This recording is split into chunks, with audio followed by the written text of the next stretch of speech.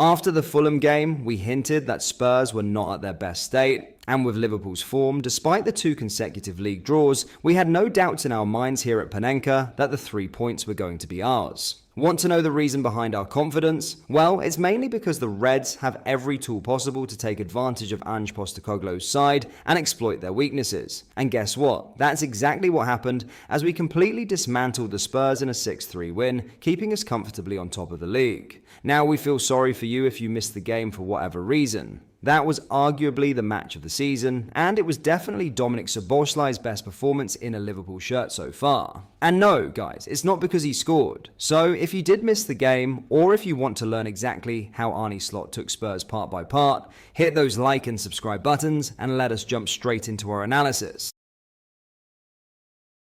This video is sponsored by Clothing. Clothing is a Liverpool clothing site owned by match-going fans. Each design is limited edition and is perfect to wear on a match day, on the terraces at Anfield, down your local, or cozy in the comfort of your own home. As stated, each design is limited edition, and if a product is showing out of stock, they will not be restocking the item, so if you have your eye on something, grab it fast.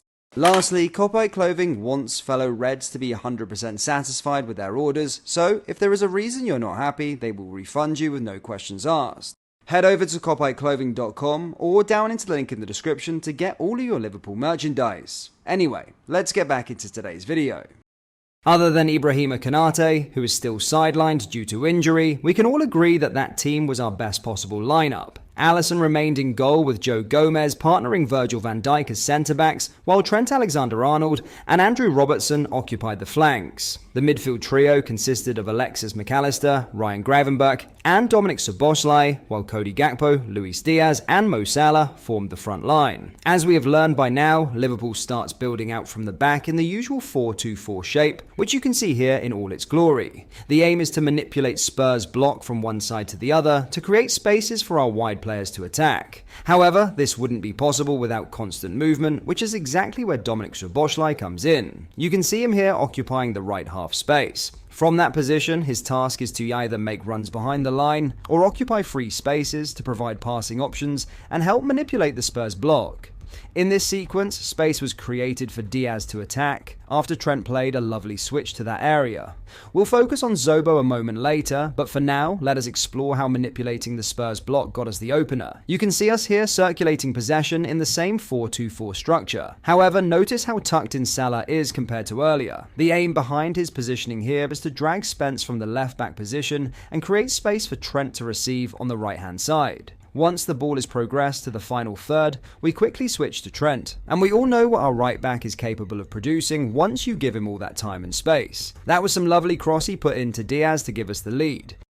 Now for the second goal, we're going to talk about Zobo, who was our man of the match with no doubt. So if you followed us for a while here, you probably watched the video we posted about our number 8, explaining what his role is exactly and why he allows Liverpool to breathe through his movement with and without the ball. That video came in a period where Zobo was receiving constant criticism due to his poor output and decision making in the final third. Now, after yesterday's performance, not only was our analysis about the player correct, but it was extremely clear how important his role is and how good he is at fulfilling it. Forget about that moment where he tracked back to cover for Trent and win the ball back from Son. Forget about his constant second ball dueling and consistency in winning them. We're going to highlight his role when Liverpool had the ball while discussing the team's approach. Moments before our second goal, Gomez's long ball towards Zobo got us out of our area. This is where our number 8's brilliance becomes clear. His dropping into that space, using his athleticism to jump, and laying the ball down might look simple, but not many players can consistently do it. What's even better, his role didn't end in providing the outball, but in addition, he advanced to the number 10 position, received the ball between the lines to then switch it to the left before darting into the box to contest the aerial duel and eventually get himself the assist. Zobo's off-ball movement was simply elite during this game, and we'll highlight it even further later on. For now, let us discuss how it took advantage of one of Spurs' weaknesses. See, Spurs are arguably the best pressing team in the league. They defend in a base shape of 4-1-4-1 and have certain triggers for the high press which turns man to man. But at times this press can be exploited through long balls as Spurs commit too many men forward. So how did we exploit this exactly? Let us explain. Here, Van Dijk played a pass back towards Alisson, who appeared to be Spurs' trigger for the high press. You can see how aggressively they jumped, especially after we switched the ball wide to Trent, who took a heavy touch, but also notice how Bissouma was caught in no man's land. From there, Trent played an unexpected long ball with his left foot, that again found Szobo, who flicked it to Salah. All that was left to is for Szobo to attack the space and wait for Salah's pass. 3-1 at the break, and Spurs had no other option but to go all in the second half. And guess what? Going that way against Liverpool was the biggest possible mistake you can have, because the Reds, as efficient as ever when it comes to transitions, all we had to do was to win the ball through Robo, and from there we found ourselves in a 5 versus 3 situation to completely overwhelm Spurs and score the fourth. And again, Szobo attacking the box played a role in adding that goal. For this goal, every player deserves praise for the way they bounced up the pitch for the transition, ending in a numerical superiority that dismantled Spurs. Now you probably think that was it for Szobo, right? What else could he possibly do?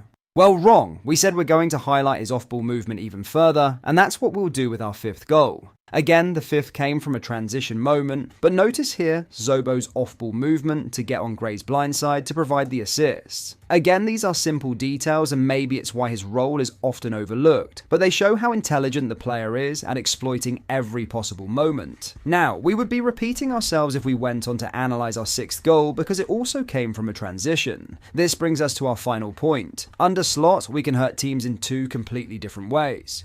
We can keep the ball, recycle possession to bait the press, or play through the thirds while manipulating blocks. But we are also the most lethal team in transition, with explosive players like Salah, Diaz, Gakpo, Szoboszlai, and even Darwin. With players like Van Dijk and Trent able to make long switches and over-the-top balls, it would be naive for teams to press us aggressively or try to attack us with numbers.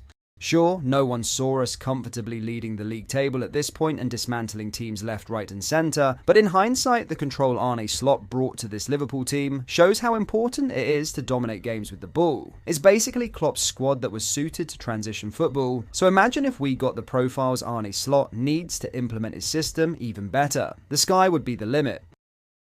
Now let us not get ahead of ourselves. The season is still long, and variants can occur at any time. Injuries, red cards, and fatigue can all come in to derail the impressive season we're having so far. Are we title contenders? Sure. But did we win the league already? Absolutely not. City is out of the picture, but Chelsea are still in it. And most importantly, Arsenal are doing their all to catch up. So let us take it each game at a time. Next, we'll have relegation battling Leicester City, and although it might look like an easy game on paper, anything can happen in the Premier League. So let us all push the team to collect another 3 points. So guys, what do you think of this win? Who was your man of the match, and why was it Szoboszlai? Joking aside, we'd love to hear your thoughts in the comments, and if you enjoyed our analysis, make sure to hit those like and subscribe buttons for more content.